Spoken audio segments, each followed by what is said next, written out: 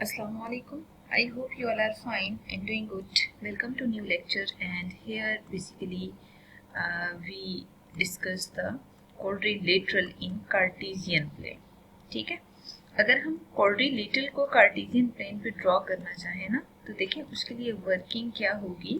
सबसे पहले हमें 4 पॉइंट्स चाहिए क्योंकि quadrilateral 4 साइडेड फिगर होती है ना, हैविंग 4 वर्टिसेस, तो obviously we should be familiar with the vertices of quadrilateral। ठीक है, अब हम ऐसा करते हैं, यहाँ पे कुछ पॉइंट्स कंसिडर कर लेते हैं, P2 3 and S -2 and 0 and R अगर हम देखते हैं तो -3 एंड -3 के साथ हम मजीद एक पॉइंट कंसिडर कर लेते हैं,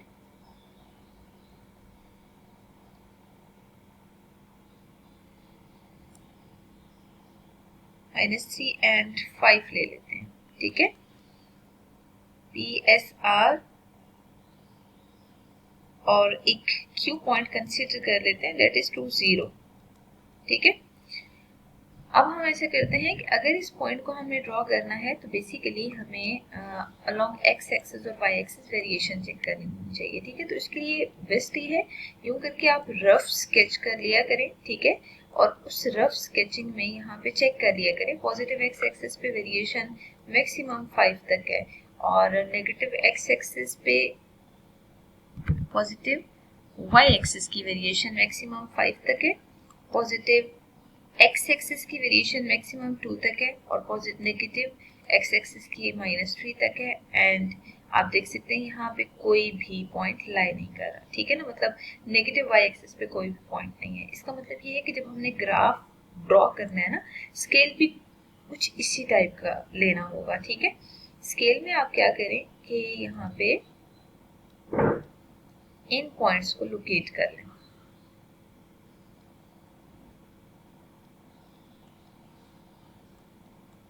ठीक है, और इन पॉइंट्स को लोकेट करने के बाद आपने जो ग्राफ है उसमें देखिए अगर हम एक्स्ट्रा भी पॉइंट्स मार्क करते हैं इट डजंट मैटर। ठीक है, तो यहाँ पे मैं 1 2 3 4 5 6 7, ठीक है, मतलब एक्स्ट्रा भी ले लेते हैं ना तो कोई इशू नहीं है। ये एक्स एक्सिस है और अगर नेगेटिव एक्स एक्सिस चेक किया जाए तो -1 -2 -3 -4 -5 -6 -7। ठीक है, और y एक्सिस पे 1 2 3 4 5 6 और नेगेटिव y एक्सिस पे आपकी अपनी चॉइस है, इधर we are familiar with this के यहाँ पे कोई ऐसी टर्म है जो एग्जिस्ट नहीं कर रही है। ठीक है, अकॉर्डिंग टू डेटा बात हो रही है। अब देखिए P23 को आपने मार्क करना है। P23 मींस एक्स एक्सिस पे 2 की वेरिएशन आप टिल 3 कंसीडर करें। ठीक है, तो ये पॉइंट P है।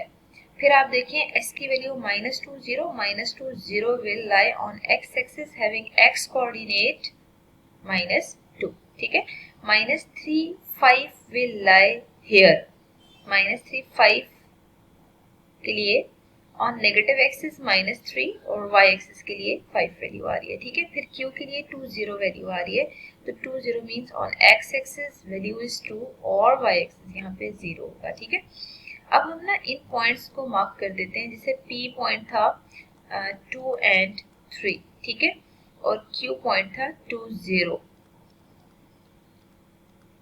r point is -3 and 5 and q point is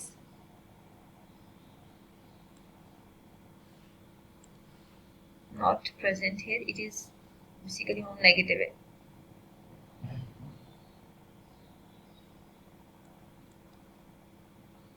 s point के लिए -2 और 0 आ रहा है। ठीक है, अब आप क्या करें, इन सब पॉइंट्स को आपस में ज्वाइन करते हैं। जब आप इन सब पॉइंट्स को आपस में ज्वाइन करेंगे ना तो रेगुलर वे में ज्वाइन करना है आपने। ठीक है, जैसे देखें यहाँ पे हम q को s से ज्वाइन कर रहे हैं, फिर s को r से ज्वाइन कर रहे हैं ठीक है, और R को P से ज्वाइन कर रहे हैं और P को Q से ज्वाइन कर रहे हैं। फिर पॉसिबिलिटी ये भी है ना इसमें डायगोनल भी ड्रॉ हो सके, तो आप P को R से और S को Q को R को से और P को S से ज्वाइन कर दें, तो आप देख सकते हैं येलो कलर में जो हमने मार्क किया वो डायगोनल्स हैं। ठीक है, डायगोनल का मतलब होता है कि जब आप क्वाड्रिलेटरल शेप में दो ऑपोजिट वर्टिसेस को ज्वाइन करते हैं ना, तो बेसिकली डायगोनल हमारे पास बनता है।